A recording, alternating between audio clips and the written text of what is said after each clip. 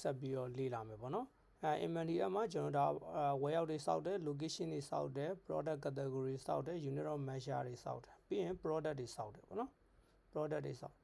အဲ့တော့ warehouse တစ်ခုစောက်လိုက်တိုင်းပေါ့နော်ဒီသူ့ရဲ့ overview မှာဆိုရင်သူ warehouse ရဲ့ကျွန်တော်ဒါ operation type တွေတွေ့ရလိမ့်မယ်ဒါပါကုန်လက်ခံမယ် internet transfer လုပ်မယ် POS ဘက်က order တွေလာမယ် delivery ပို့မယ်စသည်တွေပေါ့နော်ဒီလိုပုံစံ operation type တွေတွေ့ရတယ်ဒါလည်း system auto create လုပ်ပြီးတော့မှကျွန်တော်အရင်စဉ်းစားကြမလို့ဘူးပေါ့နော်ဒီမှာကျွန်တော်ဘာတွေ့ရမလဲဆိုတော့ကျွန်တော် openly တင်တဲ့ကိစ္စလေးလုပ်မယ်နော် openly တင်တဲ့ကိစ္စခုနကတော့ကျွန်တော်ဘာစောက်လိုက်တာလဲဆိုတော့ ATEX ဆိုတဲ့ product လေးစောက်လိုက်တာ openly တင်မယ်ဆိုလို့ရင်တေချာသူ့မှာ cost ရှိဖို့လိုတာပေါ့နော်ကျွန်တော်က JByte တစ်ခုပေါ့နော် JByte ကိုထားပါကျွန်တော်က cost က3သိန်းဝယ်ထားလိုက်မယ်ရောင်းဈေးကကျွန်တော်ကဒါ3သိန်း8000ထားလိုက်မယ်ဟုတ်ပြီကျွန်တော် openly တင်မယ်ဆိုတော့ကြတော့ဒီကနေ update quantity ဆိုတာကိုလည်းလုပ်လို့ရတယ်အဲ့လိုမှမဟုတ်ဘူးကျွန်တော် operation က physical inventory เนาะကျွန်တော် command platform အနေနဲ့ဒီ physical inventory ကိုပဲသုံးလိုက်တော့မယ်ဒီမှာကျွန်တော်ဘယ် location မှာတင်နေတာလဲเนาะ location တွေပါကျွန်တော်ဒါရွေးလို့ရလိမ့်မယ်အဲ့တော့ကျွန်တော်က ATEX ဆိုတဲ့ကောင်အဲ့တော့ coin မှာ JByte coin ဘယ်နှ coin ရှိလဲဆိုတော့ကျွန်တော်မှာ2 coin ရှိတယ်အဲ့တော့ system အသီးမှာကခုနကတော့ကကျွန်တော်တို့ထည့်ထားတဲ့3သိန်းခွဲနဲ့เนาะ2 coin ဆိုတော့ cost per unit total value က3သိန်း system အသီးတယ်အဲ့ဒါဆိုရင်ကျွန်တော်reporting တွေက store မှာကြည့်မယ်ဆိုရင်ဒီ ATEX ဆိုတဲ့ကောင်ပေါ့နော်3သိန်းဝင်သွားလိမ့်မယ်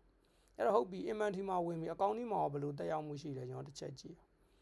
အကောင့်ဒီမှာဆိုလို့ရှိရင်လည်းသူကဒီကျွန်တော် store entry ပေါ့နော် store entry အကောင့်တွေထွက်တဲ့ဒီ store entry receipt တို့ store entry delivery တို့ ਨੇ system abandon လုပ်ထားလိမ့်မယ် hold လုပ်ထားလိမ့်မယ်เนาะကင်ထားလိမ့်မယ်ပေါ့အဲ့ဒီ amount ကို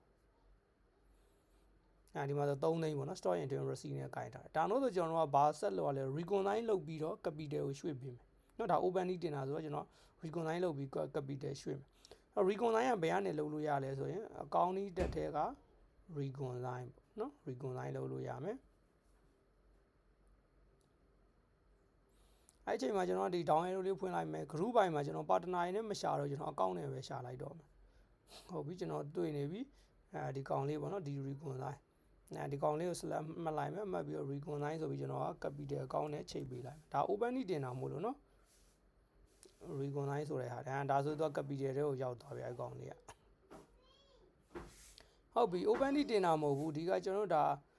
adjust လုပ်မယ်ပဲဆိုပါတော့เนาะကျွန်တော်တို့ဒါ ground ကောက်တယ်စသည်တဲ့ဒီမှာ JByte ဒါပါ2 coin ရှိတယ်ဒါပေမဲ့ကျွန်တော် ground ကောက်တဲ့ချိန်မှာတစ်ခုပဲတွေ့တော့တယ်ပဲဆိုပါတော့เนาะအဲ့ဒါဆိုကျွန်တော်ကဒီ counter quantity မှာကျွန်တော်တကယ် ground ကောက်လို့ရတယ်တစ်ခုကိုရိုက်ထည့်ရမှာเนาะတစ်ခုကိုရိုက်ထည့်ပေးရအဲ့လိုမှမဟုတ်ဘူးကျွန်တော်က5ခုတွေ့တယ်ပဲဆိုပါတော့ကျွန်တော်အစ system မှာရှိရ2ခုပဲရှိတာ5ခုတွေ့တယ်ဆိုတော့အဲ့ဒါဆို3ခုပိုလာတာပေါ့နော် apply နှိပ်လိုက်မယ်အဲ့ဒါဆိုလေအဲ့ကောင်ကပိုလာတယ်ဆိုရင်တော့ store entry receipt မှာပဲအကောင့်ဒီ site မှာတွန်ပြီးထပ်ပြီးထိန်းပေးထားလိုက်မယ်အဲ့တော့15လေးဆိုတော့15 3လေးဆို45ပေါ့နော်ဒါ4သိန်းခွဲကို store entry receipt မှာသိမ်းပေးထားလိုက်ဒီကားကျတော့ openly တင်တာမဟုတ်ဘူးဒါကျွန်တော် ground ကောက်တာမဟုတ်လို့ကျွန်တော်တို့ကဒါ other income ဒါမှမဟုတ်တစ်ခုခုနဲ့ reconcile လုပ်ပေးရမှာပေါ့နော်reconcile ဒီမှာ down arrow တွေကကျွန်တော် partner ဆိုတာလေးဖယ်လိုက်မယ်ပြီးတော့မှဒီ amount လေးကိုနှိပ်ပြီးတော့ reconcile ဆိုပြီးကျွန်တော် other income ပေါ့နော်other income account နဲ့ကျွန်တော် reconcile လုပ်ပေးလိုက်မယ်ဒါကတော့ဟိုတိုးလာတာမဟုတ်လို့ other income ကိုသွားတာပေါ့နော်ရော့သွားရဆိုတော့ကျွန်တော် expand တစ်ခုကိုကျွန်တော် adjust လုပ်ပေးရမှာနော်ဒီလိုပုံစံထွက်လိုက်မယ်ဟုတ်ပြီဒါကခုနကကျွန်တော်တို့ကဒါ ground ကောက်လို့လူတို့ဘူး short ထွက်တဲ့ဟာအဲ့လိုမှမဟုတ်ကျွန်တော် damage ချမှာကျွန်တော်ရှိတဲ့တစီအကြောင်းတစ်ခုကြောင့်မို့တစီသွားတယ် damage ချမယ်ဆိုရင်ကျွန်တော် subcross ကိုသုံးလို့ရမယ် new เนาะခေါ်လိုက်မယ်ကျွန်တော်ကဘယ် product ကိုချချင်တာလဲထားပါတော့ဒီကောင် O ပေါ့เนาะဒါပါကျွန်တော်တအိုးချမယ်ဘာ reason လဲဆိုတော့ဒါပါတော့ damage ထွက်လို့เนาะပြီးတော့မှ validate ဆိုတာနှိပ်လိုက်မယ်ဒါဆိုရင်သူက damage အနေနဲ့ဆင်းသွားလိုက်မယ်ဒီလိုပုံစံထွက်လိုက်เนาะဒါနောက်တစ်ခုကကျွန်တော်တို့ကတော့ဒီ internet transfer ပေါ့ဒီ company ထဲမှာပဲရှိတဲ့ location တစ်ခုကနေတစ်ခုကိုကျွန်တော် transfer လုပ်ချင်တာเนาะဒီလိုပုံစံမျိုးကိုဆိုလိုတာထွက်တယ်အဲ့တော့ကျွန်တော်က operation တွေက internet ဆိုတာလေးကိုနှိပ်လိုက်မယ် new ခေါ်လိုက်မယ်ဒီမှာ source location နဲ့ destination location ဆိုတာရှိတယ် source ဆိုတာထွက်ချင်တဲ့နေရာ destination ကရောက်ချင်တဲ့နေရာเนาะကျွန်တော်က INK run ဒီစင်ရဲ့ကျွန်တော်ကပထမအဆင့်ကိုပို့မယ်ဆိုလိုချင်တာဒီလိုပုံစံမျိုးပေါ့နော်အဲ့မှာကျွန်တော်က test ဆိုတဲ့ကောင်ဘယ်နှခုပို့မလဲဆို2ခုပို့မယ်ဟုတ်ပြီနော်2ခုပို့မယ်တေးကြရင်စေမယ်နော် စေးလိုက်မယ်တေးကြပြီဆိုရင်ကျွန်တော်တို့က make to do ဆိုတာနှိပ်မယ်ပြီးတော့မှ validate ဆိုတာနှိပ်လိုက်မယ်အဲ့ဒါဆိုကျွန်တော်ဒီကကျတော့ကျွန်တော် reporting တွေကဘယ်မှာသွားကြည့်မလဲဆိုတော့ location ထဲမှာကြည့်လိုက်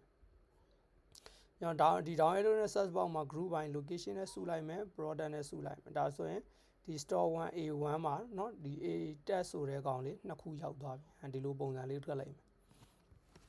ဒါကတော့ဒီ company same company တွေက multi location တွေကိုဒါ transfer လုပ်တဲ့အချိန်မှာအဲ့လို process လေးသုံးလို့ရတယ်ဗောနော် internet transfer ဆိုတဲ့ process လေးကိုသုံးလို့ရတယ်အဲ့တော့ O2 ကတစ်ခုရှိရဲကျွန်တော်တို့ဒါ real time သွားတာဗောနော်တက်နိုင်တာတော့ inventory ဘိုင်းမှာကျွန်တော်တို့မှားလို့မရဘူးမှားရင်ပြန်ပြီးချိန်လို့မရဘူးကျွန်တော်မှားသွားကျွန်တော်ဘာပဲလုပ်လို့ရမလဲဒီ return ဆိုတဲ့ဟာလေးပဲနှိပ်လို့ရတယ်နော်အဲ့တော့ကျွန်တော်အကြောင်းတစ်ခုကြောင့်မဟုတ်ဒါမှားသွားဆိုရင်ကျွန်တော်က return ဆိုတာလေးနှိပ်မယ်ဒီမှာ quantity ကျွန်တော်ခုနကတော့ထားပါတော့နှစ်ခုဆိုတာဒါနှစ်ခုလည်းနှစ်ခု return ပြန်လဲရတယ်ဒါမိမိကြိုက်နေတဲ့လို့ return ပြန်လို့လဲရတယ်နော်ကျွန်တော်က return ဆိုတာလေးနှိပ်လိုက်မယ်ပြီးတော့မှ